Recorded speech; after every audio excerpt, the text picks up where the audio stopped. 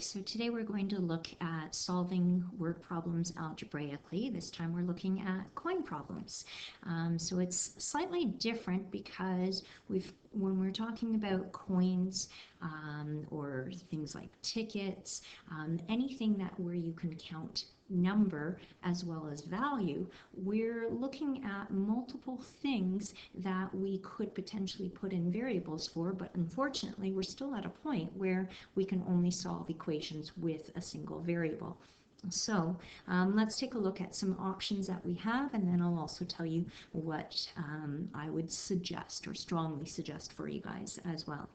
So let's take a look. If n is the number of nickels, then the value of our nickels, well, so if I know, and again, if you're not sure how to come up with the expression, ask yourself, okay, what if I had 5 nickels? How would I know how much that's worth? What if I have 7 nickels? What happens if I have 12 nickels or 33 nickels? How would you figure out what that value is? And so a lot of people would say, oh, well, you just multiply how many nickels you have by 0.05. So 0.05 n would then be the value of the nickels. And that would be, of course, if we were doing that in dollars. So again, important to show our units. Whereas other people say, oh, well, no, you just simply multiply it by 5, and that would be fine as well, and that is if we are doing it in cents. And so advantages to doing it in both ways. A nice thing about doing it with 5n is, as opposed to 0.05 or 500ths, is that we don't have decimals that we're dealing with, but you guys probably have access to your calculators anyways, and so that would be fine either or, whichever makes most sense to you. Okay, alternatively, if you decided to label your variable n as the value of the nickels, and we'll say in dollars. So let's say if I knew that I had 60 cents worth of nickels, then how would you figure out how many nickels you had, the number of nickels? If I have $3 in total of nickels, then how do you figure out, again, how many nickels you have? And so what would we do is we'd have to take the value and divide it by 0.05. And so to me, that is way more complicated than the alternative. So my strong suggestion to you guys would be to label for the number of nickels so that you don't have to worry about these fractions within our equations. Okay? The other suggestion that I would have is for labeling is to use a table. Again, it's just a suggestion, and I'll show you how we could do that to organize our work. Okay, so our example is then the number of dimes is 7 more than the number of quarters. So we want to find the number of each coin if the total value of our coins is $8.75. So again, I know that lots of you guys are great with guess and check or with using logic. Our situation, though, is that we want to work on practicing and adding another tool to our little toolkit. So how do we solve algebraically? So as I said, handy for us to potentially label using a table. And so we'll have, we've got dimes and quarters. So I'll put in dimes and quarters. And then we need 2 columns here. So one column is going to be for the number of the coin that we have, and the other column will be for the value, and the value you want to decide, are you working in dollars or are you working in cents? My personal preference is to work in cents, but totally up to you as to how you want to set that up. So we've got 4 different things, but we can only use one variable. So what do you want to label for? Do you want to label for the number of dimes or for the number of quarters? So if the number of dimes is 7 more than the number of quarters, then perhaps you choose to say that n is for, or x, doesn't really matter. Well, let's go with x. So x is the number of quarters that we have. So the number of dimes is 7 more than the number of quarters. So then x plus 7.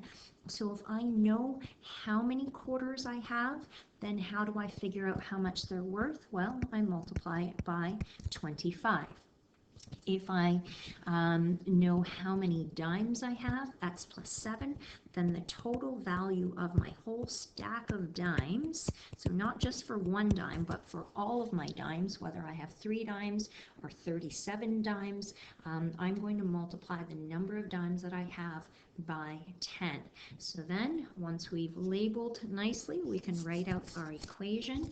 So what do we know is that the value of my dimes added to the value of my quarters is going to equal the total value, which is 875.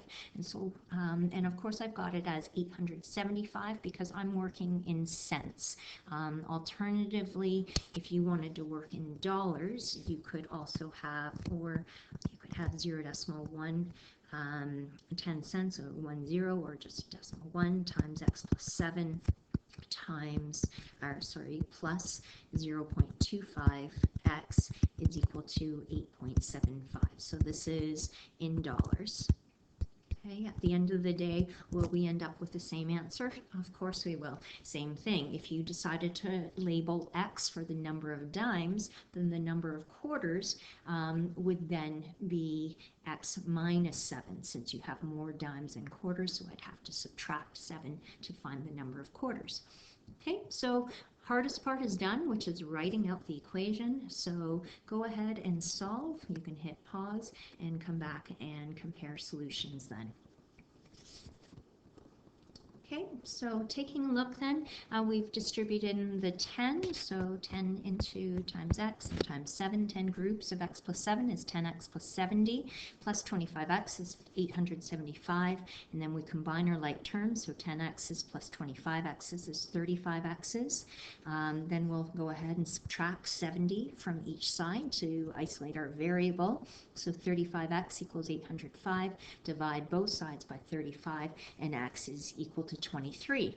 And after all of that, we need to go back to our labeling and say, hey, what was x again? Oh yeah, x is the number of quarters. So if this is the number of quarters, then finding your other unknowns, so then x plus 7 is then equal to 23 plus 7, or 30. So that suggests then that we have 23 quarters and 30 dimes. So remember, our next step is we want to check using the context of the question. So the context of the question says the number of dimes, so this is the quarters, is just x, and this is dimes. So the number of dimes is 7 more than the number of quarters, so 30 is 7 more than 23, that checks out, and the total value is 875.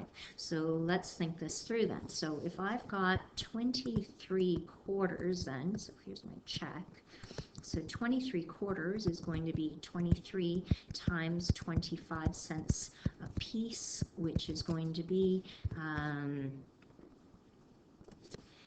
$5.75.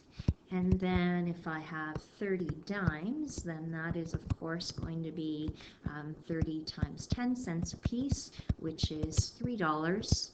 And add that together, and we do in fact get our total of 875. So that confirms in context that we've got the numbers correct. Obviously little clues such as, hey, if you end up with a negative number of quarters, you've made a mistake. If you've ended up with a partial number of quarters, I've got 4.7 quarters, then again, you've made a mistake as well. Okay, so last thing, we want to just answer the question, so we'll find the number of each coin. So there are 30 dimes and 23 quarters. Awesome. Okay, please let me know if you have any particular questions. Thank you.